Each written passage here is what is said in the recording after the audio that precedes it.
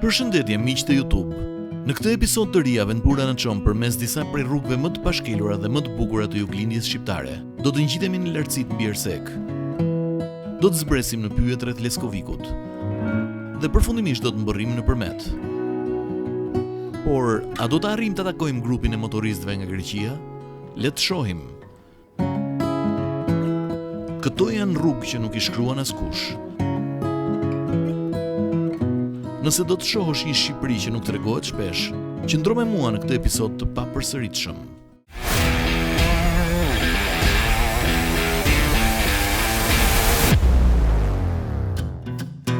Sapo nisëm nga Korça dhe që në fillim rruga na priti me qetësinë e mëngjesit freskët. Është ora rreth 11, qyteti ende nuk është zgjuar plotësisht dhe ne rrëshqasim mes pallateve të zakonshme të lagjeve të jashtme. Rruga nuk është shumë e gjerë, por mjafton për të ndier ritmin e motorit dhe për të parë njerëzit që lëvizin ngadalë nëpër trotuare. Vazhdojmë drejt dhe pallatet vazhdojnë të shfaqen në dy anët. Rruga bëhet më e rregullt me dy korsi dhe pemë vendosura në krah si një kolonë e gjelbër që shoqëron udhtimin ton. Pak nga pak, pallatet zhduken edhe vendi në zënë ndërtesa më të ulta, 2-3 katëshe. Në këtë pjesë Korça jepet ndjesinë e një qyteti që nuk nxiton. Dhe ndoshta për këtë arsye edhe ne nuk kemi nxitim. Thjesht ecim. Kjo është pika ku qyteti fillon të lirohet nga vetja dhe gjithçka rreth nesh bëhet më e hapur. Sa më shumë vazhdojmë përpara, aq më i gjerë bëhet horizonti. Shtëpitë rallohen dhe përpara nesh hapen kodra dhe fusha që shtrihen deri në largësi. Rruga vazhdon e drejtë me ndonjë kthes shumë të lehtë her pas here. Ka pak makina përreth dhe për herë të parë, ndjem se qyteti ka mbetur pas përfundimisht. Tani është vetëm rruga dhe ne.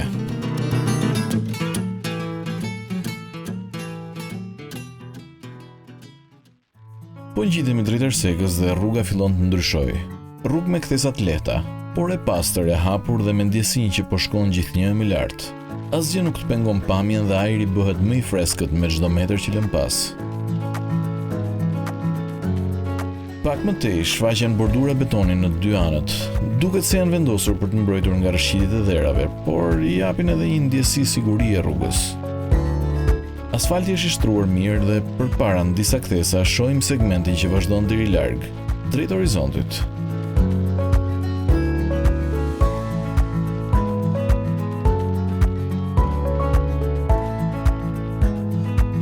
Arrim pikën më të lartë të rrugës dhe këtu fillon edhe zbritja. Rruga hapet dhe merr frym në përkthesa të gjata të qeta me mbrojtëse betoni anash. Në dy anët e rrugës kemi shkëmbinj dhe pyje me pisha të dendura me një gjelbërim që duket sikur s'ka mbarim. Jemi ende në lartësi, por rruga nis të zbres në mënyrë të butë si për të na futur në një tjetër ritëm. Kjo është rruga e re që kalon në Ersek. Nuk futemi në qytet, por kalon aq afër sa për ta ndier praninë e saj. Ndërsa rruga e re kalon pranë pa hyrë në qendrën e qytetit, është e pamundur të mos mendosh për Ersekën. Ky është qyteti më i lartë në Shqipëri, mbi 1050 metra mbi nivelin e detit, i vendosur mes maleve të Gramozit dhe pyjeve të thella me pisha. Klima këtu është e freskët, thuajse alpine, dhe dimrat vijnë me borë të bollshme. Erseka njihet edhe për pyllin e saj karakteristik të pishës së zezë, një ndër më të rrallët në vend. Megjithse i vogël, qyteti ka qenë gjithmonë një qendër me identitet të fortë, i qetë por me një kulturë të rrënjosur thellë në traditën e juglindjes. Rruga tani fillon të ndryshojë sërish. Dalim nga segmenti i ri dhe lidhemi me rrugën e vjetër. Përpara kemi pothuajse gjithë segmentin për në Leskovik.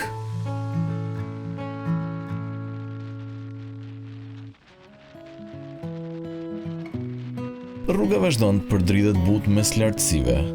Nuk ka kthesa të forta, por një lëvizje të vazhdueshme si frymarrje.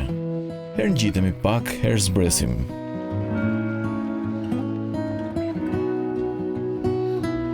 Sa më tej shkojmë, aq më shumë natyra merr kontrollin.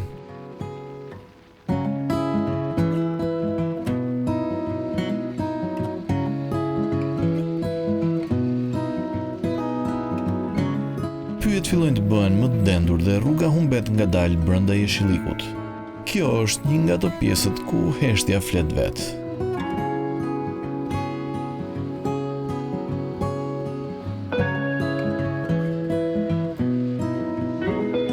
Pas Ersekës, pyet që na shoqërojnë përgjatë rrugës drejt Leskovikut janë pjesë e një prej masiveve më të pasura me pisha të zeza në Shqipëri.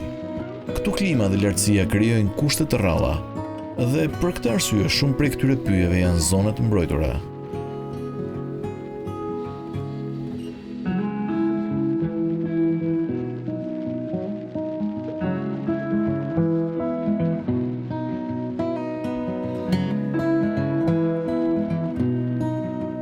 Pas disa kilometrash ndalojmë pranë një burimi.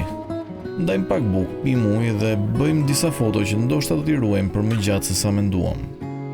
Ndalesat që nuk i planifikon, ato që mbeten pjesa më e bukur e rrugës.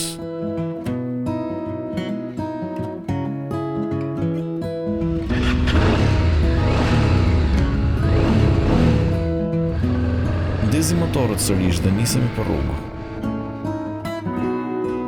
Përpara kemi edhe disa kilometra deri në Leskovik dhe pas tij na pret Përmeti. Aty ku kemi lënë takim me grupin e motoristëve grek. A do të arrijmë në kohë? Apo ky udhëtim do të na nxjerrë prapë nga plani?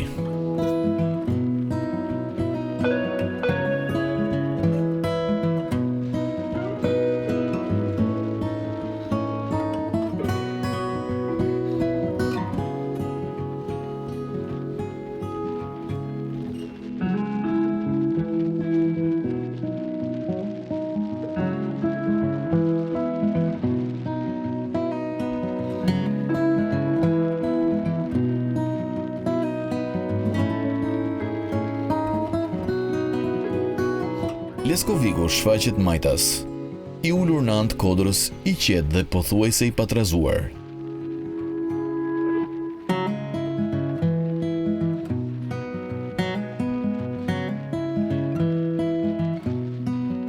Nuk futemi në qendër, por e ndjejmë afërsinë e tij, si një qytet që rri pak më njan, por gjithmonë i pranishëm.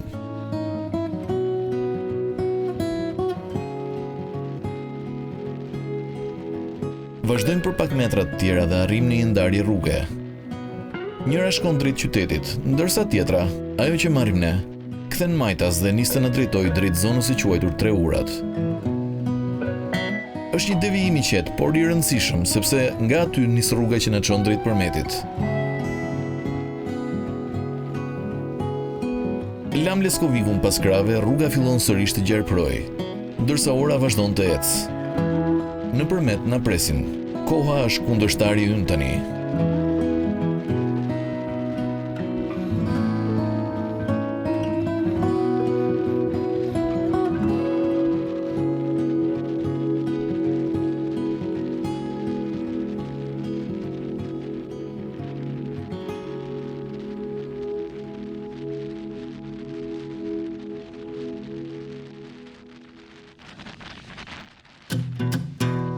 Po ofrohemi në hyrje të Përmetit dhe rruga fillon të bëhet më e njohur. Marrim majtas dhe kalojmë mbi urën që shtrihet mbi lumin Vjos. Një segment i shkurtër, por me pamje që mbesin në sy. Uji poshtë është i kthjellët dhe lumi lëviz me qetësinë e tij të zakonshme, por për ne ritmi është pak më i shpejt.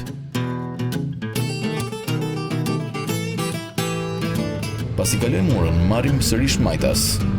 Dhe pikërisht aty, në të majtë rrugës, ndalet edhe udhëtimi për disa minuta. Na presin. Është një lokal i thjeshtë, por i vendosur në vendin e duhur, aty ku rruga dhe lumi takohen.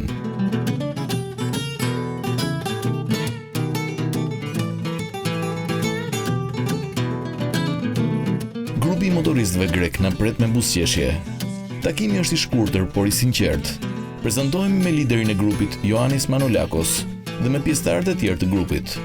Një video për kanalin e Ioannis në YouTube, pak muhabet në anglisht dhe ndjej me njëherët lidhjen që krijohet mes udhëtarëve që ndajnë të njëjtin pasion. Para se të ndahemi, ai na dhuron një bluzë të grupit të tij, një simbol i vogël, por me shumë vlerë për ne. Do ta mbajmë si kujtim të këtij momenti të papritur. Më pas, përshëndetemi, shkëmbejmë buzëqeshje dhe secili ndjek rrugën e vet. Ata nisen për drejtimin e tyre, ndërsa ne vazhdojmë për pak më tej.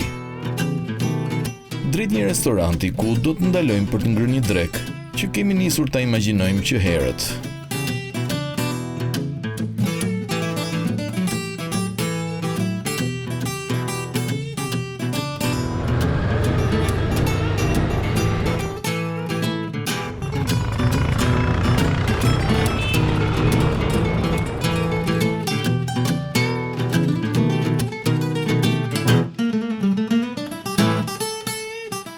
përfundon edhe ky kapitull i rrugtimit ton, me kthesa që mbeten në kujtesë dhe takime që e bëjnë çdo kilometër të vlefshëm.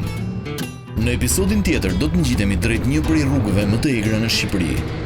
Kalimi përmes malit të Dhëmbelit. I vështirë por i jashtëzakonshëm. Nëse kjo histori të foli, nëse ndjeve ritmin, heshtjen apo zhurmën e motorit në rrugë, atëherë qëndro me mua duke lënë një like, një koment ose duke bërë subscribe në kanalin ton, sepse kjo nuk është një video, është një udhëtim së bashku.